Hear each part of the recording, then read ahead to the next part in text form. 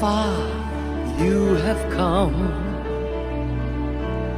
on your own, but never alone. Through the rain and through the shine, here's your moment, it's your time. You stood tall and now you see, standing in your destiny. 100 women growing strong. 100 women where you belong. You stood tall and now you see, you have reached your destiny. Woman.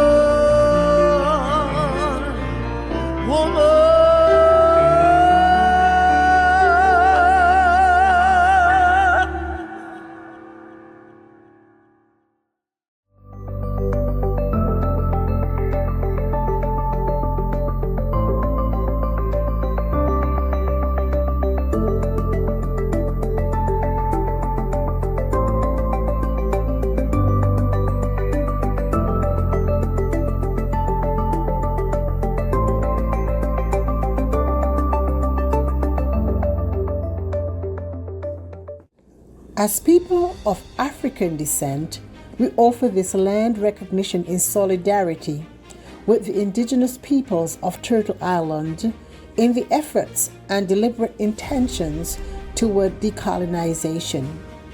As people of African descent, we acknowledge the land of Turtle Island that sustains us, express deep gratitude to its indigenous peoples, and pledge to honor our dignity and divinity that ultimately connects us all.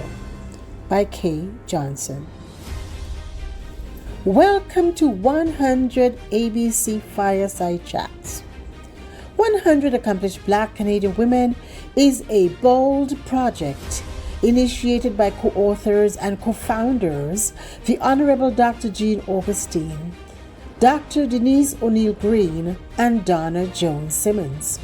Our mission is to celebrate and archive the professional accomplishments of trailblazing Black women from all across Canada. The goal is to create an ever-expanding database available for current and future generations via print media, public and private libraries, as well as our website, which is www.100abcwomen.ca. In addition to our fireside chats on topics that matter to our communities, such as education, healthcare, entertainment, creative arts, trade union, and so much more, we offer biennial book launching galas and biannual symposiums. The co-authors and co-founders would like to take this opportunity to thank each of you for attending today's fireside chat. We know that you will find these sessions educational and inspirational. So sit back, relax, and hear from our brilliant and talented honorees. Good afternoon. It is so nice to be here today. And from where I sit, we're having a sunny day and one of the first warm days of the season. And I am really cherishing that opportunity. Today, we're talking about a very important topic, and that is caregiving. And we have three beautiful guests with us today that will talk a little bit about their experiences and share some ideas that we need to develop as a community to make sure that we are caring for the caregivers and caring for those who need the care. So joining me today, I have a guest from BC, a guest from Nova Scotia, and a guest from Ontario. So we are national today, and that's very exciting. And even within Ontario, we have North, myself, and someone from a little more of a southerly location. So shall we get into this topic? I'd like to first introduce Mariette Jibril. She is a leader in diversity, equity, inclusion, and belonging, and workplace wellness advisor with over 20 years executive experience across corporate, nonprofit, and public sectors. She's the founder of Better Not Bitter Society, advancing mental well-being, equity, and community resilience through storytelling and systems change. As a mother to a neurodivergent child with complex needs, Mariette brings powerful lived experience to conversations on caregiving, invisible labor, and belonging in the Black community. And she joins us today from British Columbia. Welcome, Mariette. Next, we have Missy Searle. She's the executive director of the Period Equity Alliance Society, director of nurturing strong family and community wellness programs, and founder of L. Searle Virtual Consulting Services. Missy designs diversity, equity, inclusion, and anti-racism curriculum in workplace learning programs and has partnered with Ashanti Leadership and PDS Incorporated to deliver neurodiversity training to hundreds across Nova Scotia. Welcome, Missy. And our third guest today is Tando Hyman. She is a centrally assigned principal with the Toronto District School Board, serving in the Centre of Excellence for Black Student Achievement, where she leads work focused on equity, systems navigation, and improving outcomes for Black students and families. She was the inaugural principal of the Afrocentric Alternative School and has a demonstrated record of translating policy into practice across school systems and communities.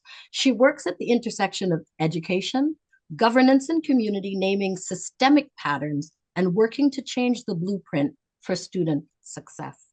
Having been a primary caregiver for her father and now currently her mother, she knows all too well how the social determinants of health impact Black lives and resistance. She speaks today as an advocate and lived experience about how health gets taken up in our community. Welcome, Tando.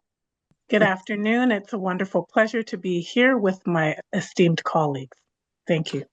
Beautiful, beautiful. So, in thinking about this topic of caregiving, and I should say that I have just come off of a year of being in that position of not only being a mother, and we do have a son who is neurodivergent as well. So dealing with those challenges has become pretty normal for our lifestyle. But then I had two parents who faced illness as well.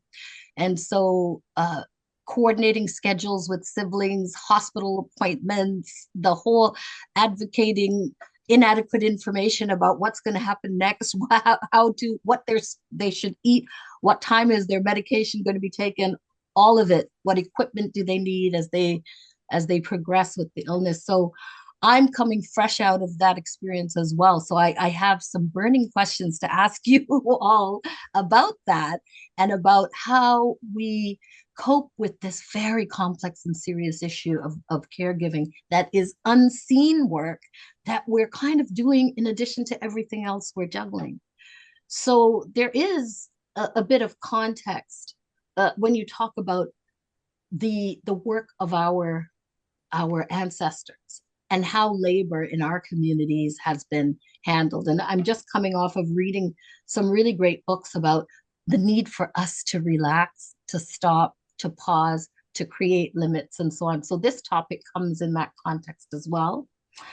And then the whole idea of the association of disability and Blackness and what that means in our communities and what that means in terms of how our communities are able to bring voice to things that are invisible. So there's other layers of invisibility that I'd like us to think about and touch on. And then the financial part, of the burden and of the things that we give willingly, but it means sacrificing other things. And so it's not just about money, it's also about our time and our health and all of those things. So I'd like to introduce those ideas. So, we exist sort of on the periphery in many ways as a community, and so do sometimes the other people in our family. When you're the primary caregiver, people don't come knocking every day. So there are some complex issues there. And then things get urgent and people come close and you feel it more intensely. So let's jump right into the questions. I just wanted to frame all of those things, and maybe some of it is what I needed to get off my chest personally. That's So okay. Marriott, I'd like, pardon me? That's okay. It's great to have conversation that, it's almost talk therapy as well, right? Yeah, and I think we need to talk about this one. So Marriott, my first question goes to you, and I'm going to ask you to comment about Black families and how caregiving is seen as just what we do, right? It's how do we begin to acknowledge this invisible labor without feeling like we're betraying our cultural expectations and family roles? Well, thank you. This is such an amazing topic close to my heart. Yeah. In many Black families, caregiving isn't seen as labor, first of all. It's all seen as an expectation. It's how many of us were raised to understand mostly a woman's role to cook, to clean, to raise children, to care for a partner. And because it's expected, it's often not recognized as work, it's just seen as what we do. Mhm. But the reality is, what is normalized can also be invincible. And invincible doesn't mean it's not heavy. There is a saying I grew up hearing, a man walks from sun to sun, and a woman's work is never done.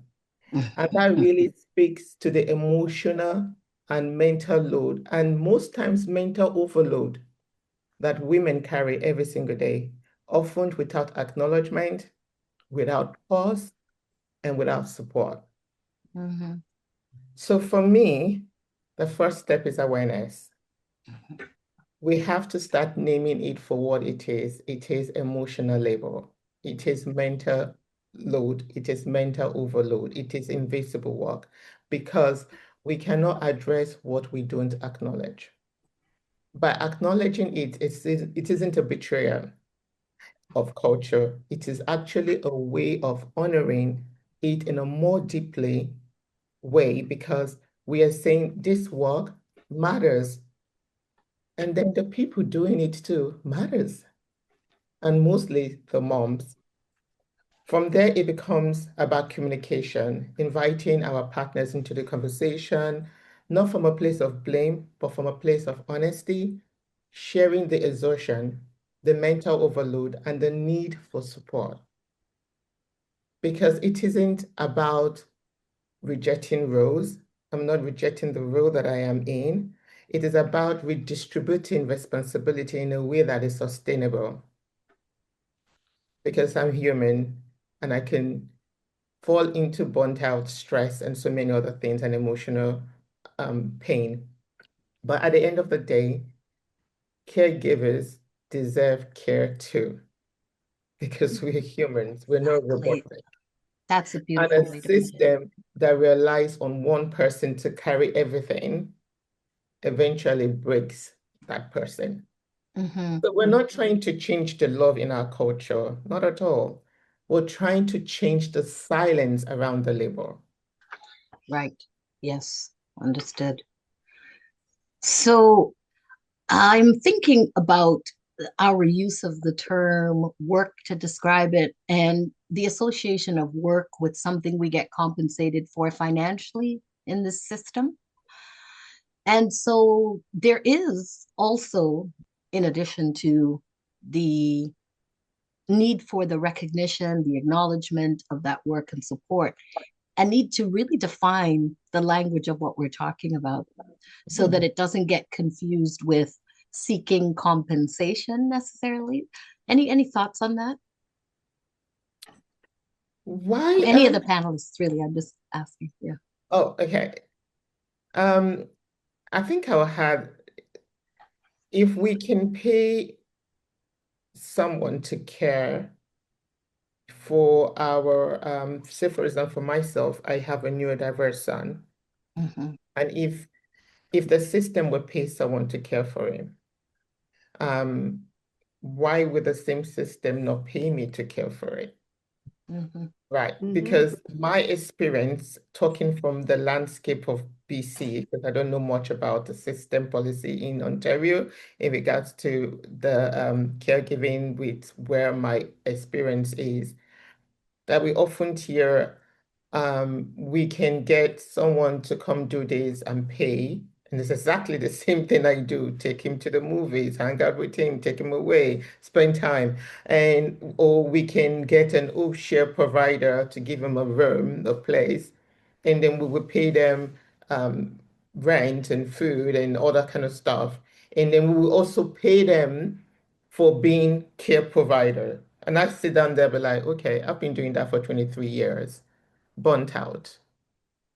So culturally, because we are Black, we've been raised in a way like we just work, work, work, work, work, either our professional work, and then we come back. Oftentimes, me, I'll be back home with my work clothes straight in the kitchen. And even at work, as I'm rounding or even working, my brain is mental overload is going. I'm like, oh, I need to do music classes, soccer day today. Oh, what am I going to cook today? Oh gosh, I need to pick that from the laundry. Oh my God, my dry cleaners. You just keep going. Yeah. You're So, managing a lot because you're Yeah. managing the household in your head. You're Yep. managing your own schedule, and then you have an additional person. I see lots of knowing nods from Missy and Tando. Did you want to jump in? Go ahead. yes, I did want to jump in by saying that, traditionally caregiving has been gendered. Um, Mm, and, we're in a female dominated space. So wherever you see women's work, that has historically and traditionally been devalued, mhm, undervalued, underpaid. And so it is no wonder that caregiving has been relegated to the margins of underpayment or no payment, right. to the extent where, now we are navigating and negotiating spaces and places for respite, when if these were other people doing the emotional and physical labor, perhaps we would be talking about what compensation looks like differently. Hmm. Sometimes compensation isn't always financial. Sometimes compensation is time, it's Mm-hmm. rest. Hmm. Tricia Hersey speaks about rest as resistance, Hmm. to the extent that, you are actually resisting while putting your body in a space of rest so that you can rejuvenate, recoup for another day, right? Hmm. So it is often that polemic. And until we continue to have those conversations about gender inequality and how it gets taken up, from a sociological perspective, this seems to remain one of the main pieces that impacts us, not just from a societal level, but from a cultural level as well. Absolutely. Absolutely. Yeah, I wonder if now we're on the topic of talking about the need for respite, the need for a break sometimes, and that maybe it's because of the invisibility of the work that it's not recognized as having any value. It's almost like you are superwoman, so you can do this, right?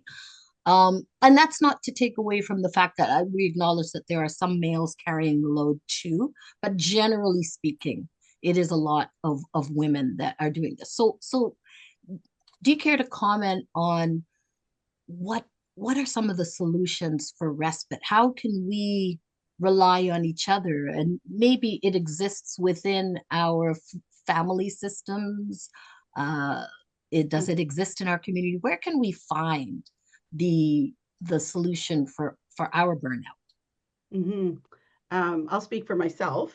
So my mother passed in 2018, Mhm. and 2 days after we had actually put her in the hospital, my son moved in with my dad to keep him company, which was supposed to be short and temporary. And he then also moved in his year-old son.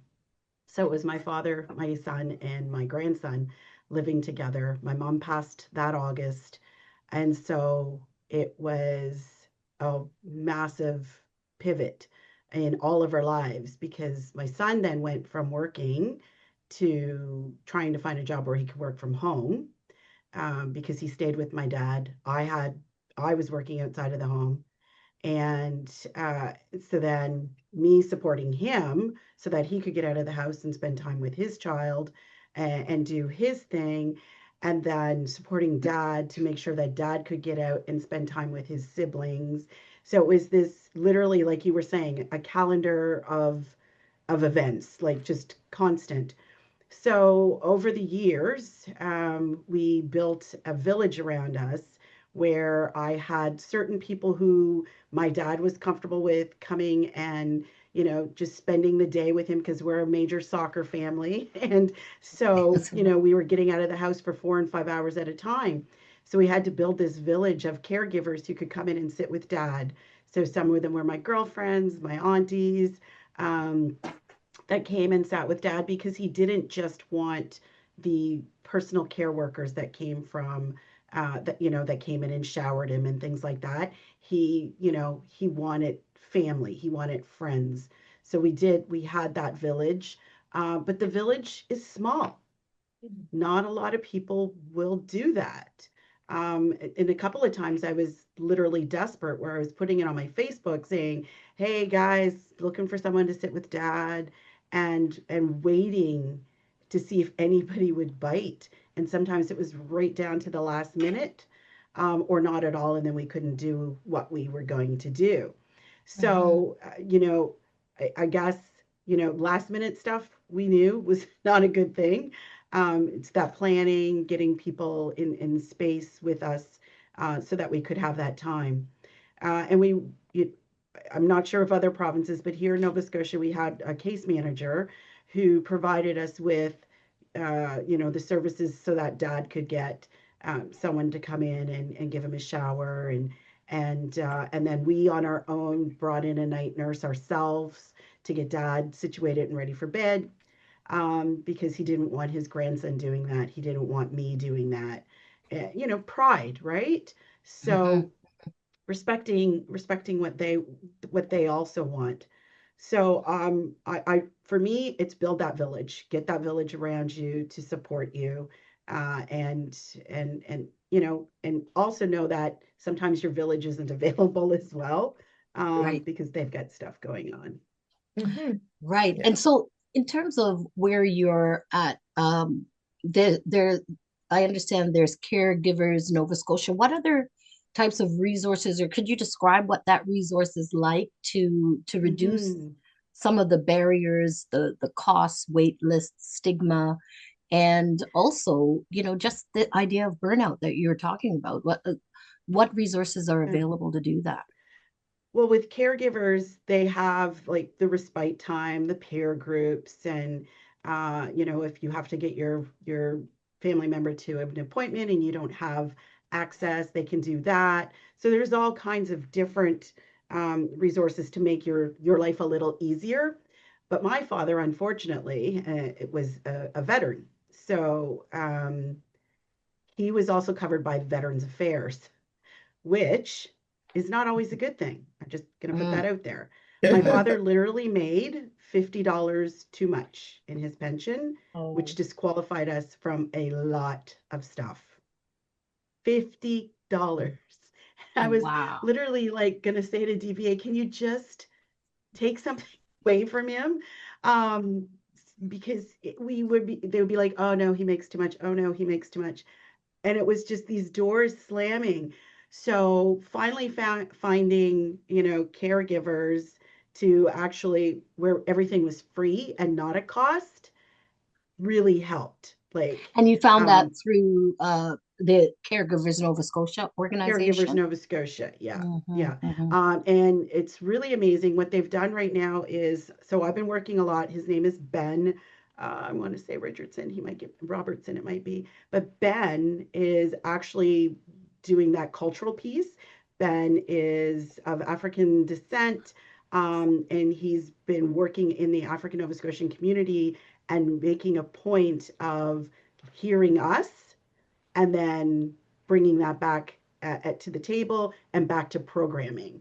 So we need Okay. more of that in And other excuse me, organizations is as he an well advocate within the within organization? caregivers. Oh, Yes. on behalf, oh, that's a beautiful. Do you know of anything parallel to that happening in BC or in Ontario, Mariette and Tando? I don't know of anything happening here for free for sure. Um, Right. Yeah. but I know that you just have to, the way it works from my own lived experience, it's more about disability when it comes to the neurodiversity and looking for support on that. When it comes to providing care for the elderly, I'm not there yet, so I can't really speak to Hmm. that. Mhm. But I can only speak to my own lived experience with my adult son. Right. Yes. But Understood. that was a long road to, and I think I had to normalize, and which many caregivers from the Black community often struggle with, is to normalize that, rest it's not a reward for us. We often sometimes don't even want to do it because we feel like we are overextending, just having that moment to pause and rest, or taking the next step and saying, what happens to me if I'm not here anymore? What happens to my son? Who will advocate for him? Who will speak for him? How will he continue to get the support that I'm giving him? So I had to come to that, very tough, hard conversation with myself to not be in a survival mode anymore, but to be thriving in all areas of being a caregiver and looking for something that is going to be more sustainable. Because the truth is that we're all like visitors on this planet. So I know today, I Yes. don't know tomorrow. I wish my prayers is to stay longer. But Right. what about if that doesn't happen? So Yes. I wanted him to be within the system, between the fragments of the system where the support is sustainable because I think Missy was saying something about, it could be the village when it takes a village, but Yeah. the village could be invisible too, in the sense that sometimes the village is scarce, In my case, with a child with some more complex mental health, the village is not there, so I can't even tell you it's thin. Uh, Hmm. Well, you I have an idea that, there is an organization here in Ontario, Salbona Afrocentric Circle of Support. And maybe if you got in touch with them, we can extend a bridge to BC to start a similar organization because it is literally a group of parents of children with a range of complex special needs, neurodiverse, whether it be physical disabilities and so on. And they have come together to form a circle of support. They have some support otherwise to form the nonprofit, but they do some really great work in that area, and I would recommend them expanding. I'm I giving will them a take the mandate. I know it's recommendation. hard work, but If it's culturally informed, then that's great, because yes. that is Yeah. another big piece about caregiving and that piece of understanding that parents that just get it before you speak, and just want to give you that support because they already have experienced it. But the good thing is, like, my son is in the system right now, but I thought the work would be less, but it's even more. Like, Right. even just Hmm. 2 days ago, I had no sleep because we were looking for him. He was missing for almost 24 hours. So, Right. and it's never stopped, right? You're still planning, you're still making sure, does he take his medication? Does he go for the doctor's appointment? Oh my God, he's losing weight. This is crisis happening here. So it Mhm. never stopped. These are all invisible work because people see me from the outside and say, hey, now you're enjoying your life. It's no longer with you. And I'm like, how? Dude, like Yeah. the Yeah. work, the system is good for him to be under we call it CBLC, that Community BC Living, something like that. Uh-huh. But Mhm. he's under the system, he has a place and all that kind of stuff. But your brain is still, overloaded mentally. Like Yeah. you're still in Yeah. planning mode. You're still in making sure, is he okay? Like, so yeah. I completely identify with that. Our son, who's in his 40s now, has been living independently, sort of, for the last 15 years or so. but calls us every day to figure out the weather and so on. And when he doesn't get home at the appointed time, we get the call. So I understand that. And I guess he's a little further along because he's in his 40s and he does know his way around on public transit and so on. So, but he'll have a crisis and we have to drop everything and go. So it is still, you are still there, but I find Mm-hmm. that I've had a good experience both with the services available to our son, who is neurodiverse, and then going back to being in the caregiving role for elderly parents. We didn't have an organization, but I have to commend the Ontario Health team that did the work for my both of my parents. I had a better experience with my mom. However, in both cases, we eventually sorted it out, and they had a good balance of care as my parents advanced, and it was explained eventually. That was the problem I had initially, was that it was this big mystery, this complex system. You don't know where to have input, and there was no coordination of care initially. So we had to Mm-hmm. advocate. We had to raise our voice for it. We had to ask for it. And then doors started opening. Things were Yeah. there. And one thing that occurred, which I thought, this is a privilege that was given to me, and I think we need to make sure that it's afforded to everyone.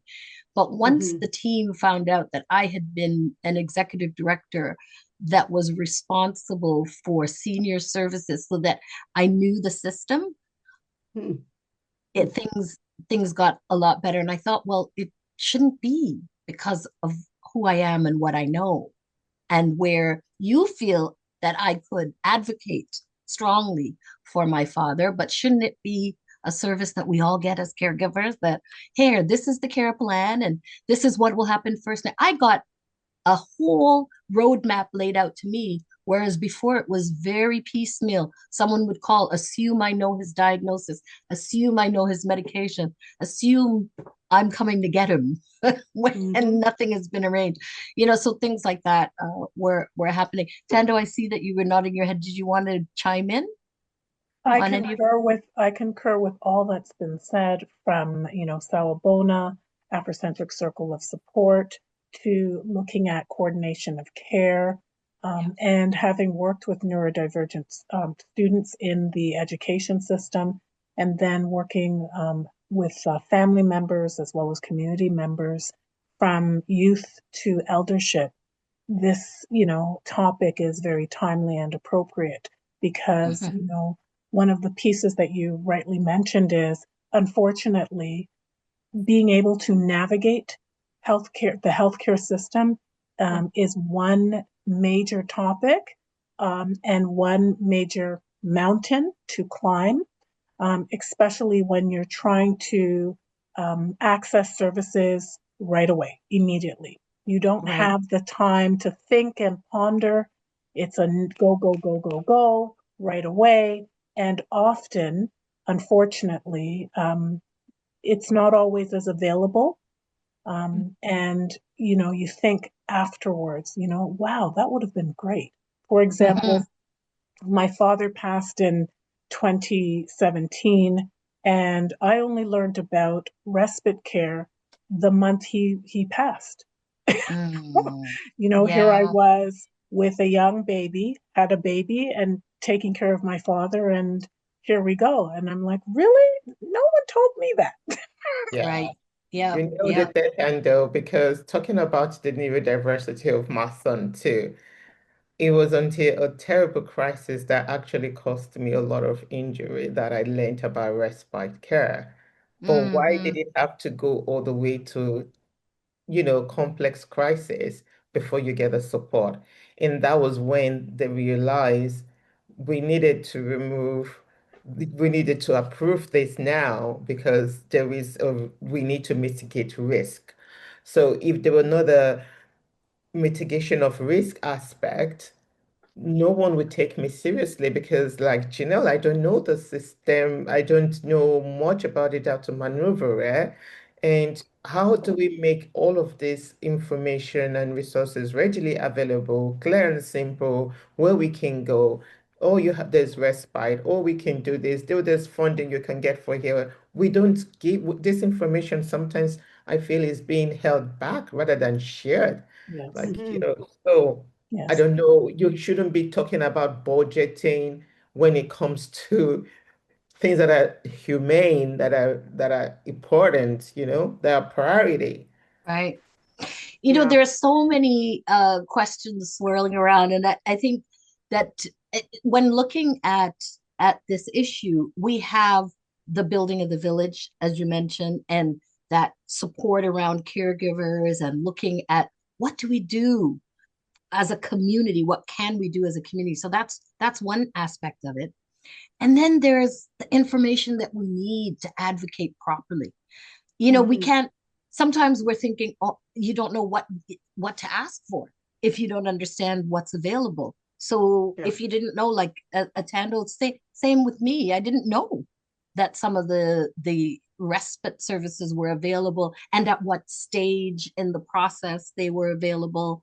And things like, we have a program in Ontario called Passport, that the Hmm. people who are on ODSP, and I don't know if that's a Canada wide thing, but if you're on Ontario Disability Support Program, you can get access to some additional supports for one-time expenses and things like that. So there's a need to, as you rightly said, Mariette, share this information. So let's get on to talking about all of these issues. You can chime in where you want, but I'm hearing that there's a need to fortify the village. So how do we think about doing that? There is a need to acknowledge the complexity of caregiving, and that it may exist for people across generations, right? Hmm. And across types of complexity.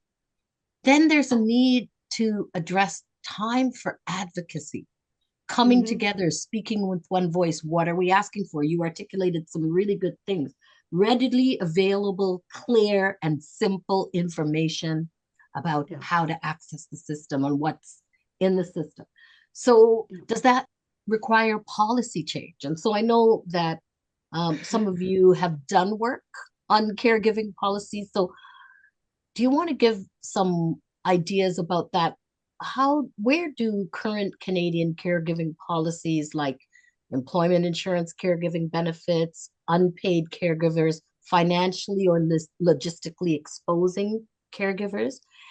And what specific changes would you recommend to reduce that burden? I'll start with you, Missy, on that question, and then if you two could talk also about where you see some of the advocacy and policy changes that we need to make. Go ahead, Missy.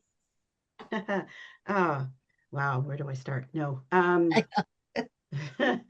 Just so like I had shared, I was able to keep my job, but my son, he ended up, looking for work from home, so it was part-time, and the benefits were not there at all, to support him. And so, you know, luckily, like I said, my father was, he, if my son needed anything, he was like, here, Chris, you know, but that's not what he was to be doing with his pension.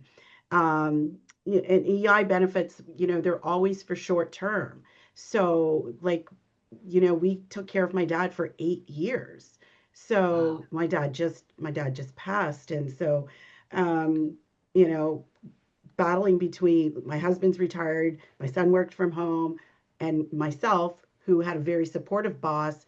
So if I had to, at the drop of a dime, use a personal day, use a vacation day, use vacation time, like I was constantly using my time for his appointments, for his emergencies to the Dartmouth General, or, so but the paperwork that I would have had to go through to get the recoup of that time, it's just not worth it. So there needs to be policies in place that you're like, we're in the sandwich generation right now, right? So we're Mhm. trying to support our children and our grandchildren, and then we're over here trying to support our parents, and there's no supports in place to allow for that time off to, I sat at, again, I have the best workspace because I sat in the hospital from October 26th till my father passed November 18th, and they didn't bat an eyelash and just said, don't worry about it. We've got you. Mm-hmm. Mm-hmm. But that's not every workplace, you know, and it's unfortunate. It was only what, 12 working days. Um, and they could have said, we're going to take that from here, we're going to take that from here, and they just said, don't worry about it. And so we literally have to have policies that say, don't worry about it. You have proof that you are sitting in a hospital with your family member. You have proof that you're trying to get your child into programs. And to back that up, we have doctors who should be saying, here's this list. Here's all the appointments that you have to do, that you're going to need the time off for, that you need to get the time paid for. Like, the doctors should have that. The amount of appointments I went through with a senior dad, and the amount of appointments I went through with my neurodiverse son many years ago, social workers, counselors, like, you have to do this. So it needs to be in the policy because it's a prescription from your doctor that you have to do this. So you should Yeah. Mm-hmm. lose nothing, no wages, no time. It needs to be in place. So that's part of the invisibility issue and the financial implications of this. So on the policy side, there needs to be some resources to be able to grant this leeway. And it sounds like flexibility. So, Yeah. as you were talking before, I was building who's in this village. We've got family, we've got friends, we've got a supportive employer as Employer. well. Mhm. And we've got well-informed and good customer service from medical professionals. Mhm. May I Okay, add any to other? this list? Mhm, So yes. we're looking at income and employment protection, Mhm, because Missy, to your point, if you don't have a supportive employer, it Mm, becomes even more taxing and challenging Yeah. for our standpoint. So that means, you know, though not everyone can handle paid caregiver leave, right? mhm, I recall I had to take unpaid leave for up mhm, to a year, and I could only do that because I was well established in my career and I had the financial wherewithal to do so. Many mhm, people cannot necessarily do that. Flexibility, and of course, you mentioned remote working, which is now far more feasible post pandemic than ever before. Pension protection sometimes for caregivers. I know in my father's case, it was such a negative thing, but then a positive thing when my right. when my father's doctor said to me, Tando, listen, they've just changed the law. You now get leave for those that are palliative. So now you're not taking it out of your own personal um, your own personal income. You get that form of leave, although that did come with another whole host of different issues, but be that as it may, that happened as well. So when you're thinking from a policy standpoint, stronger employment standards around this, because we Mhm. are in the Hmm. sandwich generation, people are living longer, and we're asking for more with a little bit less because our benefits package don't, I would say 30 years ago, people weren't talking about disability as much as they are Hmm. now. We weren't even we were talking about life insurance, not disability insurance, and yeah, what that Hmm. could mean. yeah. So when people are negotiating collective agreements, is that, now a part of the lexicon? And as the population ages, because we're saying, what 40 is the new, I don't know, 25. And, and as we get older, we're looking better and younger, and we're doing all of those things, telomeres and resveratrol and all of these wonderful things. Also means on the corollary, what does that look like in terms of real, pension, income, travel, vacation on the ground, And then we're thinking about home care equity. So many elders, they want to age at home. They don't necessarily want to be in institutions. And from a cultural standpoint, we know that that is a big issue in our community. I Yeah. do recall that Mr. Denham Jolly, renowned African Canadian right here in Toronto, he once had a seniors home that was all Black and Caribbean people. So I don't know if we have that. And I remember listening to Bromley Armstrong, the late Bromley Armstrong trade unionist, talking about the aging population. And he did say, now I was a younger woman at that time, but he was saying that in 2020, 50% of Canadians will be senior citizens. And so, what is that going to mean for the aging population, to the extent where they still want to be able to live at home, navigate their life, still have independence? But then, if they were to get sick, heaven forbid, could they go next door and get a cup of sugar? Could someone drop off a meal for them? What does that community of care look like? At the Right. time, 2020 seems so far away. There was no Right. such thing called COVID and a pandemic. But now, Right. in the aftermath of that, you certainly see how important it is to advocate in terms of, PSW care, Mm-hmm. culturally responsive home care workers, language interpreters and supports. The fact that, I go to the hospital every single day to give my mother food, not because the hospital doesn't provide food, but it's not the food that is nourishing and Mm-hmm. culturally appropriate for her. So, Mm-hmm. Mm-hmm. what does that mean? What about the faster assessments? How long does it take? Evening and weekend. Or let me give you an example. Last week, they tapped me on the shoulder and they said, no, 2 weeks ago, because 2 weeks, I can't remember now. They tapped me on the shoulder and they said, visiting hours is over. You need to leave. And it was like, no, I need to speak to the charge nurse because I'm not going anywhere because you're the Mm-hmm. one that's asking me to help, change her at night, right? Mm-hmm. Do the bedpan, do all of those things. And what do you say? You say that you're overworked, right?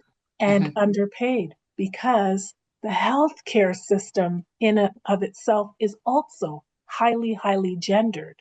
So we're Mm-hmm. asking, workers to do all of these things, and many of it's a female dominated profession. So they don't have all of the wonderful work hours at their fingertips either. And you can see when they're tired as well. How can we create that balance? And I know on one hand, people might say, well, why are you thinking about the workers? And I do think about the workers because they're taking Mhm. care of our elderly, our young people who are neurodivergent, they're taking care of the sick. We also have to be mindful that they're being given packages that are supportive as well, right? Yeah, and they are a lot of Black women. A lot of Black A women. lot of Black women, and having worked in social services, I would say that already nonprofits are full with mostly women, and they are the lowest paid in terms of the whole economic structure. And then PSWs within that system are the lowest paid, and there's a lot of Black women. So I think our village is shaping up really nicely. We're filling it with lots of great ideas, and so faster assessment, culturally responsive care, including what they're eating. I had the same experience when I was trying to feed my father, and I made him callaloo, but with no salt. Needless to say, he didn't eat. Well, Um, can I say something I there? had to bring him in oxtail. That was yes, one of his there last was 2 weeks. He wanted there was oxtail. smuggling happening. There was fried chicken was my dad's passion, and he wasn't allowed to eat it, but we allowed him a couple of times. We're Mary, you like, wanted to say? I just want to comment, just a great point, and then just really resonating with me, especially with the kind of food you want to bring when, there is food, nourishing food available, but culturally informed and things that, they want. But I want to go back to system level workplaces and policy, right? So I know Tando was talking about, paid caregiver leave is probably not there, but we need to start having normalizing this conversation because Yes. if we can have parental leave that now even extends to male, we should be start talking about paid caregiver leave. And I'm not saying male shouldn't get parental leave, don't get me wrong. What I'm saying is it wasn't there before. There were talks like Mm-hmm. this that normalized the structure. Mm-hmm. And we need to continue to create this awareness so that we can start normalizing this structure of invisible work that caregivers needs to have paid caregiver leave. Again, flexible work, yes, COVID brought a lot of flexibility, and we know organizations could really be flexible with you working from home. It's a two-way mutual benefit, to be honest. But what does that flexibility work looks like actually to your Mm-hmm. boss? Are you Mm-hmm. being penalized for it? Are Mm-hmm. you being seen as not being competent with your work or not being available with your work? And because I could talk for myself, the times I feel guilty, I couldn't even ask for it because I don't want Mm-hmm. to be seen like I'm not putting in, enough work hours than my personal commitment with my son. And then Correct. coverage system so that caregivers can step away without everything falling apart. Because oftentimes, the gender-based role we have at home at work, we want things to be honest, we are high achievers. We want things to be perfect. We want things to be done properly. What does that feel like when you step away from work and then you're coming back? You're coming back with the cost of your income, your job, the stability, insecurity, so many things, right? So we need to start normalizing this conversation and advocate for change. I'm Yes. I will stand from today. I have just started thinking this day, why shouldn't there be paid caregiver leave? Why shouldn't Yes. there? Mm-hmm. Yeah, it's an important one. And I think you also, well, you were mentioning about the $50 that denied your father's service.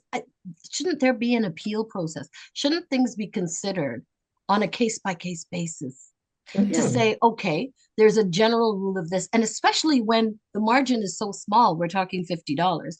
Can we Yeah. take a look at that? And can we see if that really means that the family is able to cope with those expenses? So there's a whole economic piece attached to what's invisible as well. So we talked about that from the point of view of what the PSWs are paid. We talked about that from the perspective of the hidden costs to you as a caregiver because you're giving up paid time. You had to take unpaid leave, Tando. So really, this idea of paid caregiver leave, home care equity, I really like that one as well, because it is Mm-hmm. within our tradition. I grew up in a home where my grandmother was with us, and the idea Mm-hmm. of putting granny in a home, it's outside of our cultural practice, but acknowledging that maybe there are some more complex medical needs that people have. So, like the home you mentioned that Denim Jolly created, we need a professional service that's culturally grounded. And so I think that what we can do is, in terms of our advocacy, ask for those services, look at the ways where we're having to compensate, and ensure that there's policies, there's allowances for that, and so on. And please don't tell about sneaking the oxtail and fried chicken. We we had But Oxtail ladies, and Crown Royal. He had to have his oh Crown Royal too. So okay. that was He So had the hidden in a whole mason jar. gamut. but so listen, there will be policy. Policy yes, is policy, but when we're advocating, just remember that when policy is created, no, just like when you meet an autistic individual, you've met an autistic individual because no two autistic individual are the same. So when yes, it comes to caregiving, you cannot have one fit-all kind of policy for Mm-hmm. caregiving because when you meet someone, caregivers, you've actually met a caregiver. So the policy shouldn't come, oh, you've met your over $50, so you can't get this. yes, Do you know what I yep, mean? Like, so yes, this I do. opportunity this will continue to deter us, especially from the Black community, and we lack the support that we need. And seriously, if we're not going to say it, we are mostly burnt out. We are just moving on less fuel, to be honest, and we give our last breath. Yes. We are so dedicated to family, but this Yes. couldn't be because we're not speaking out too. And we need to start changing and creating more awareness and bringing more caregivers to start speaking out. Policy can't just be policy. Policy has to be case by case, not just policy out there. Yeah. Okay, so Yeah. as we bring our conversation to a close, I can't believe that how quickly time has passed for us. But as we think about all of this additional work space, and thank you for putting it out there, because just because we know it and have lived it doesn't mean we have to do it. But perhaps we need to be in unity in what we're asking for, and creating that village of caregivers, or the community of care that surrounds the people that are in our care. So as we think about this, if you could share a last word, because you brought up the idea of burnout to the point of we're almost at our final breath. And so what does it, I know you're saying we're out of breath because of the pace we're at, but as caregivers, we can't take tomorrow for granted. And what does that mean for the people who we're taking care of? And so, is there something we should be thinking about in terms of that final planning process? I know for us as a family, we talk about what should we include in our will, because we can't take for granted that the family members left behind are going to step in and do what we've been doing, right? To take care. So thinking more broadly about that final breath and about the burnout and beyond just respite, what about our replacement as caregivers?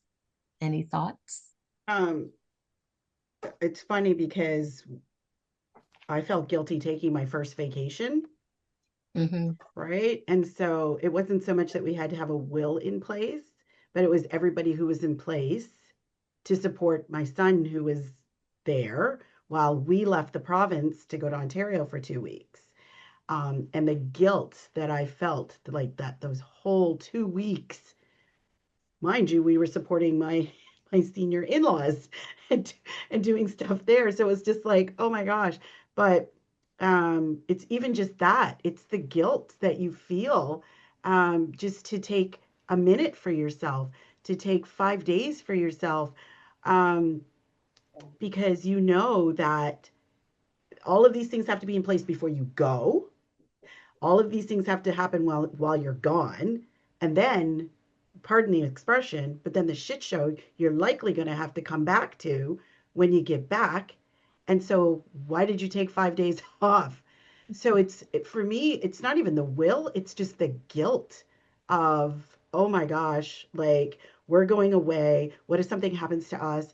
So having the auntie in place that's going to support my son in case something happens to us, all of that just for 2 weeks of quote unquote sanity. So the guilt, you're guilt ridden. And I love that Tando brought up the rest resistance. I have that deck and I'm like forever pulling a card because women, we are just so burdened. We always hear, oh, the man's got the world on his shoulders. No, sorry. Women's got it on her shoulders, on her hips, on her, like we have it. Like, I'm sorry, we're carrying everything. We're carrying every planet. Yeah. So Thank you so that's where much. my brain always went every single time. Even when I took 3 days to go to Newfoundland. Yeah, it was the At the guilt. But I hear in what you're saying that you really did have to put some supports in place. And I think if we're thinking about the final moments, that we have to do that too, to make sure Yeah. that they're taken care of when we're gone. Any thoughts about this topic for Mariette and Kendall? Last ideas. Did you want to jump in? I just wanted to say how important it is to continue to build a community of care. We discussed that in terms of caregivers, family, extended family. Other mothering is what Patricia Hill Collins talks about, because we know that sometimes our family is not always biological in terms of those who can give and who Yeah. have expertise. It could be even in our faith communities. It could be a whole host of people that can provide support to us. We should continue to build that community of care. We know that we also have to find joy in caregiving, because joy can exist alongside advocacy and resistance. And that's how we move to identifying aspects of policy. For example, to Marriott's point around, how come they don't have leaves for caregivers? That is a huge policy piece that we can take up in our in employment conversations. As Audre Lorde wrote, caring for myself is not self-indulgence, it is self-preservation, and that is an act of political warfare, because joy and rest help sustain caregivers.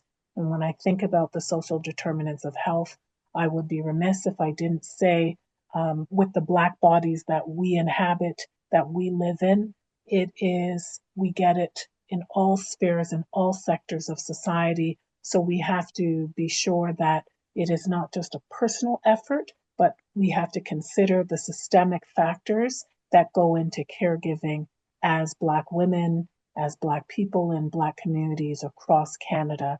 And lastly, I just wanted to say that Black caregivers provide extraordinary love and support and labor. You talk about your family members with such pride.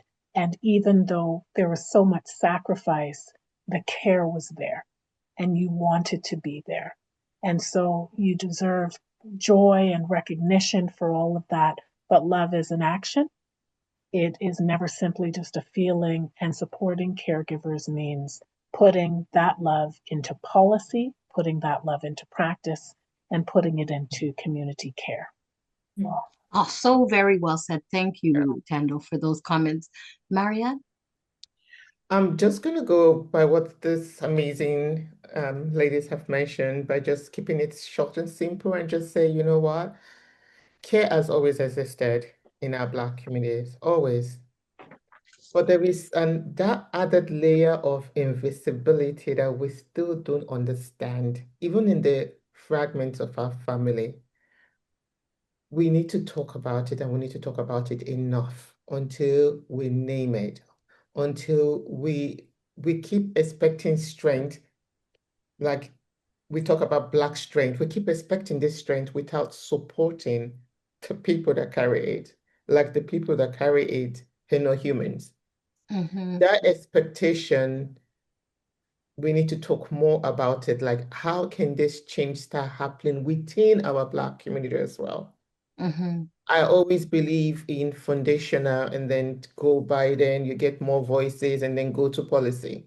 Because there is still some families, and something that happened, I will not mention it but there is still some family where there is breakup and fights and disagreement and all what's not, because the man feels like, but I'm busy working. And then the woman was like, what am I doing? And talking about women who are, full-time, housewives. And if there's, I don't like using that word, to be honest. But there is this level of awareness and education piece that we need to bring back home. And when I mean home, our Black community, because we are overwhelmed. We are unsupported. We are unseen. We need to talk about this. Yes. And then I agree, policies change. I'm big into that. But what about that landscape of our family, our community that we need to educate as well to Yeah, support? for sure. For sure. I think, we have to get on the same page with it and talking about it, bringing into to view what is unseen is truly the first step. And I think you said it earlier, that awareness of what is really happening. And as I think about this question of how we're going to leave things for our children. And it really reminds me of the need for us to nurture the practices and structures that have existed in our community around how we take care of each other. And that it is, as you said, Tando, love at the center, a labor of love, to be in care of those that we love. And sometimes those that we love are not related to us. It is quite true. So, with those thoughts, I want to say thank you so much to Mariette, Tando, Missy, for your input today, for your ideas, and for the way that you are sharing and have shared your experiences very intimately with us. Thank you so much. And for all the caregivers out there, we give you a big hug, and we hope and send you some much deserved rest and relaxation. Have a wonderful rest of your day. I hope it's sunny where you are so that you can get out and soak some in. Thank you. Thank you for Thank having us. you. Thank you.